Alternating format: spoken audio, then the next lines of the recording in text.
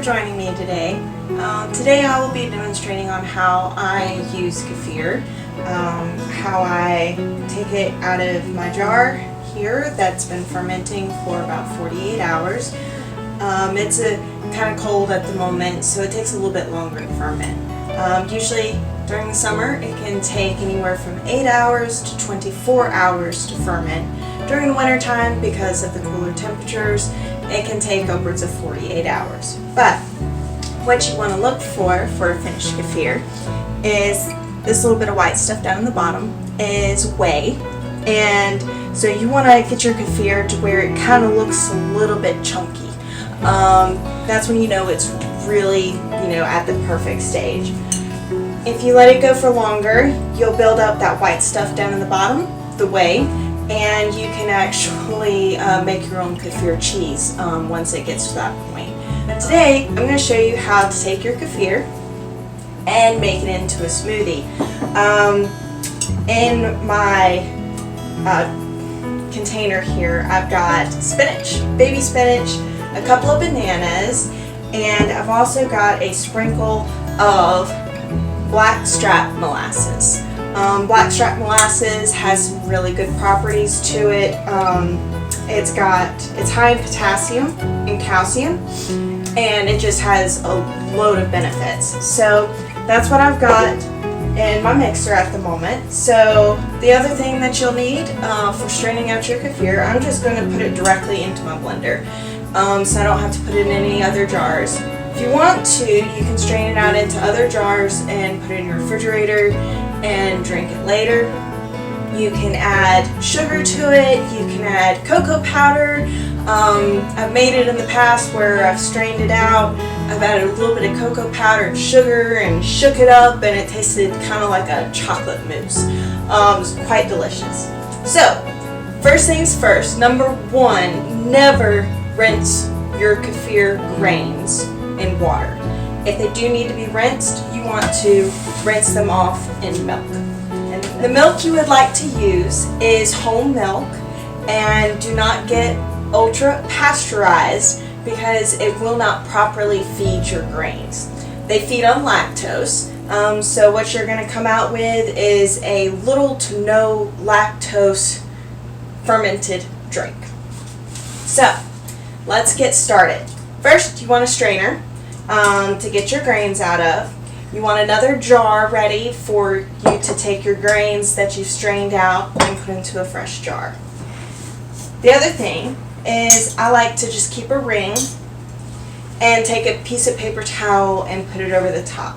That will keep out any bad like bugs and things like that. Alright? Okay, so now all you need to do is take your spoon. I like to just use a wooden spoon. And you just want to mix it up and kind of just break it up and get the grains kind of loose in the milk. After you do that, you just want to go ahead and strain it out.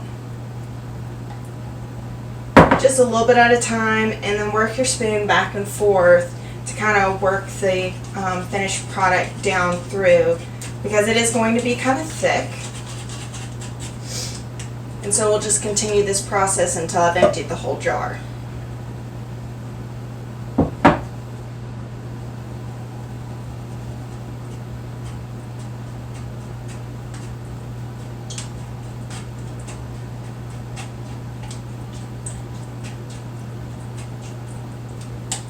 Okay, now I'm going to show you what the grains look like.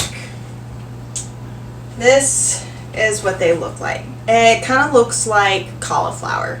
And it can be kind of slimy sometimes, but that's just the way it is. That's all the microbes there. So for a quart-sized jar, you want to use about a tablespoon to 2 tablespoons, depending on how quickly you would like it to ferment. The more grains you use, the faster it ferments. The smaller amount, it'll take longer. So let's continue this process.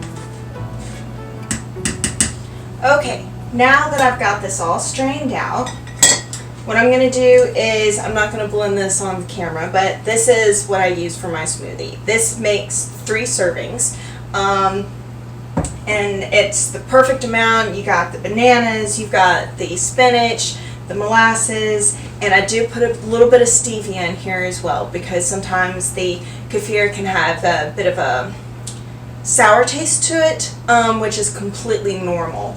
So, after you've got your grains in your jar, you want to go ahead and top it off with your milk. And like I said, I'm just using whole milk. It is pasteurized. Put my little piece of paper towel on. Put my ring back on. And then I will let this sit on my counter for another 24 to 48 hours. If you are not going to be using your grains right away, say you're going to be going on vacation and you're not going to be able to tend to them every 24 to 48 hours, you can take this jar and put it in your refrigerator. It can stay there. I probably wouldn't let it go for more than a week or 2, because the grains are feeding slowly on the lactose in the milk. And you don't want to starve your grains, because once they start to starve, you can actually build up bacteria and the bad stuff that you don't want. Sometimes there will be a buildup on the top layer of your kefir. If it's like white in color or fuzzy, that's fine. You can just scrape that off, throw it away. But if you find that there's a discoloration on the top, say pink or green, or it just looks really, really funky, you just want to throw all of it out and start from scratch. Now, over time, your grains will continue to grow and grow and grow. And once they've grown to where you've got too much for one jar, you can either keep extras in the refrigerator and just feed them once a week. I keep a little quart-sized jar with my extra in the refrigerator, and I just refeed it every week. Which is the same process of straining it out, putting the grains into a new jar, and pouring fresh milk over top. The other option is you can share with your friends so that they can enjoy the great benefits of kefir. Well, thanks for joining me today. Hope y'all enjoy your kefir.